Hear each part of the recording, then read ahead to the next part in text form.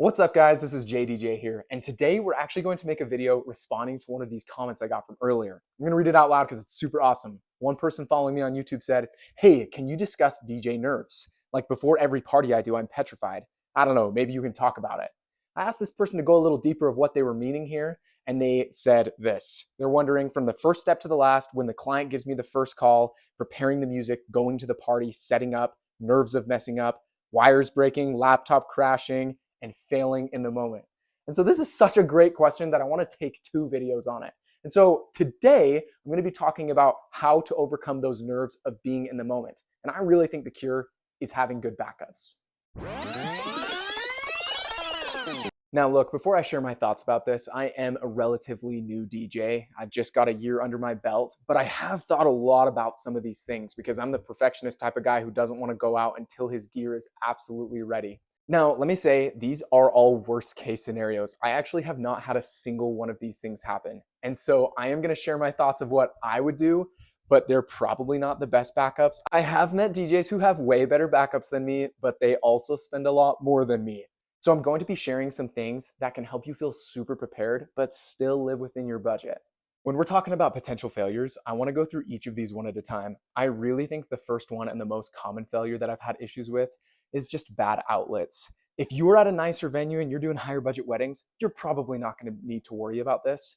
But if you're doing backyard weddings or you're in some really old rinky-dink church that's in the middle of nowhere, right? I have done this. You might come across some outlets that are just really not great. And so the thing that I did in the past is I just made sure to have a 100-foot extension cord. Now, this is not a cure, but for a lot of the weddings I did, the bride and groom would be like, "We want you to set up here." There's no power there, right?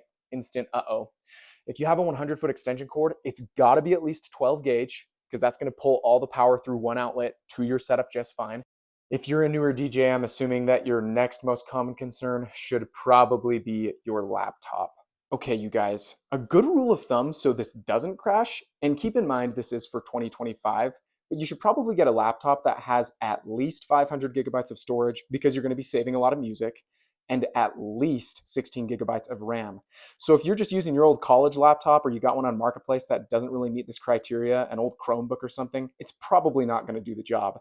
So I got this one right here, and even this one is probably the lowest level of laptop that I could get to use DJ software. This is a MacBook Air, and it has 500 gigabytes of storage and 16 gigabytes of RAM with an M1 chip. And so this thing was made 5 years ago in 2020, but it is an absolute machine.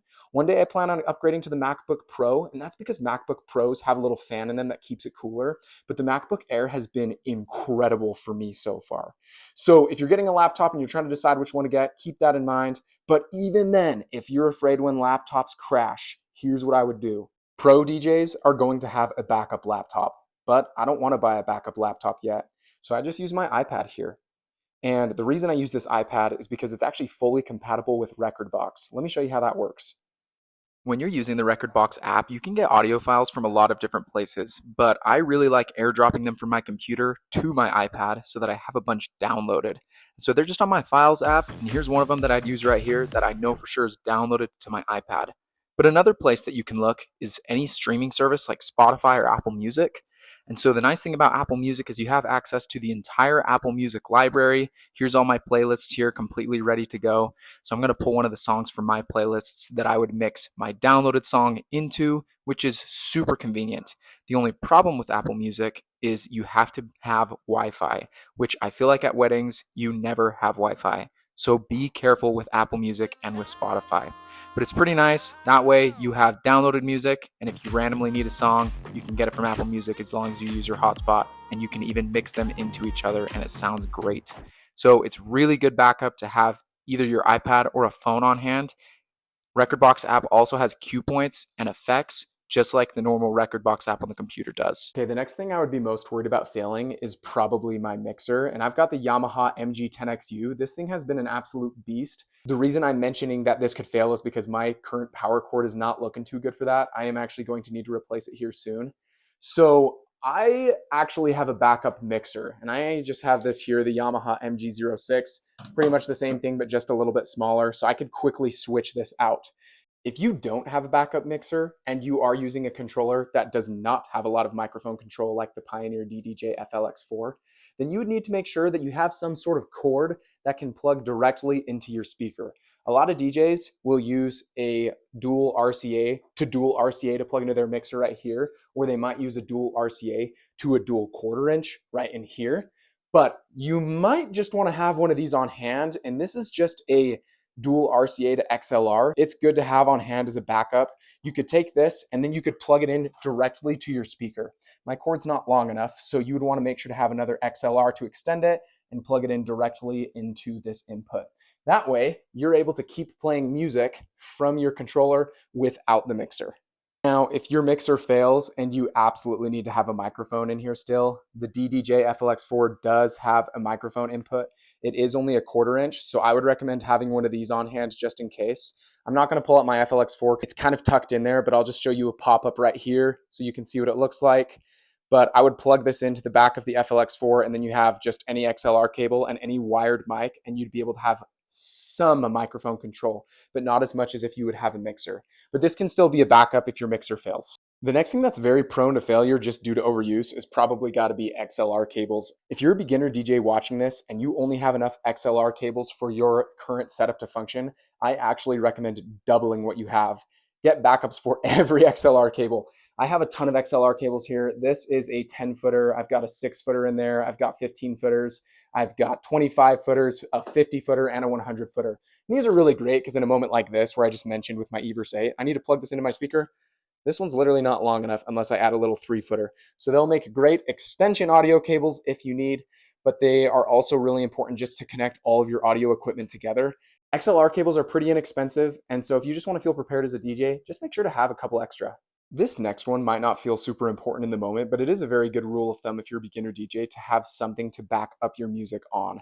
And so right now I use this Samsung portable SSD. It's the T7, and it has up to 1 terabyte of storage. So even though my computer only has 500 gigabytes, if I have extra music, I can just put it onto here, which is super helpful. And the really cool thing about rekordbox, at least, I don't know about the other DJ softwares, but I'm assuming they do the same. On rekordbox, you can actually play the music from the portable SSD, or if you have like a flash drive or something, as long as it's analyzed on rekordbox. So if for some reason you're downloading music the day of, hopefully you're not doing that, but if you were downloading music the day of and you didn't have enough storage, then you can make sure that you bring one of these with you.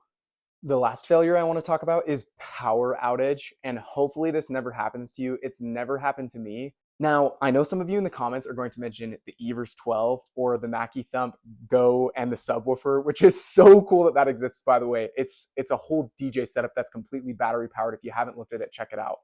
The only thing is I don't want my setup to look like that. I specifically chose the RCF Evox J8 column speakers because I think they look super dope and they're white. They're really elegant for a wedding setup, right? And so I don't want my setup to look like that with the battery power stuff. Not only that, I don't think I want to spend that much on speakers if they're just backup speakers. Like if all goes right, I'm never going to have to use them.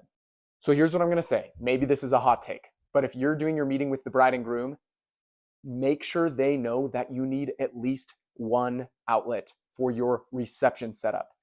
Reception setup, not ceremony setup. If you can get a battery powered ceremony setup, they will love you. Ceremonies, I had one in the middle of the desert once, right? So I really think a battery powered ceremony setup is good. I think it's very normal to have a non-battery powered reception setup. And honestly, they should expect that. If you make this clear and for some reason there's a power outage, it becomes the venue's fault, not your fault. Now, that doesn't mean you're just going to leave the bride and groom hanging out to dry. If I was using my current setup and the power suddenly did go out at a venue, here's what I would do. Now, my mixer requires power. My mic receiver, which is usually right here, requires power. So those are completely out of the picture here. The only thing that doesn't require power is my laptop and my DDJ FLX4 because it's plugged into my laptop. So what I would do if the power went out is I would use a cable like this, RCA to XLR, and then I'm just going to plug it into another XLR cable. I would immediately unplug it from my mixer. I'd unplug it from my RCF Evox J8s. I would go run, grab my Everse 8, and I would take it and plug this right into the back of the Everse 8. And from that point on, I'd turn on the Everse 8 because this bad boy is battery powered. It does not need to be plugged in. And suddenly we would be back on board with music again. Is this an ideal setup? No. The Everse 8 is a tiny speaker. So what I would do is I'd actually go grab my other battery powered speaker. I use the Bose S1 Pro, and I would make sure I've got a speaker on both sides of my booth and then be playing a little more sound. Is this still ideal? No. These speakers are so small, but the fact is the power's out, and honestly, the couple and the venue should be very impressed that you have sound at all. If you're not a big fan of this idea, you can throw it in the comments. I'm not a huge fan of this idea either, and I hope that it never has to happen, but I don't want to spend a ton of money getting the battery-powered subwoofer and speakers that are huge if I'm just going to be using them as backups. I know another thing a lot of people do is they'll get a Jackery to plug in all of their setup, which is super cool. But if I'm going to buy a Jackery that's going to power my entire DJ setup, I'm assuming it's going to be pretty expensive because my entire DJ setup does draw quite a bit of power. So it's probably going to be anywhere from $700 to $1,000, and it hurts to have that just for a backup. I think one day I will get the Jackery, if I'm being completely honest, but today's not that day, and right now I'm just going to use my battery-powered setup the way that it is if I ever needed it. Look, I know there are some DJs out there who are absolute experts on backups. You've got everything prepared, and if you do, we'd love to hear your ideas. Throw them in the comments.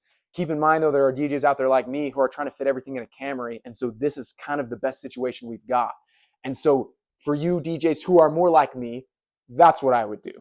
But I'd love to hear what you guys have to say in the comments. Thank you so much for watching. Make sure to like and subscribe. And next time, I will make a video completing that question on DJ nerves, and we're going to talk more about a planning meeting for the bride and groom.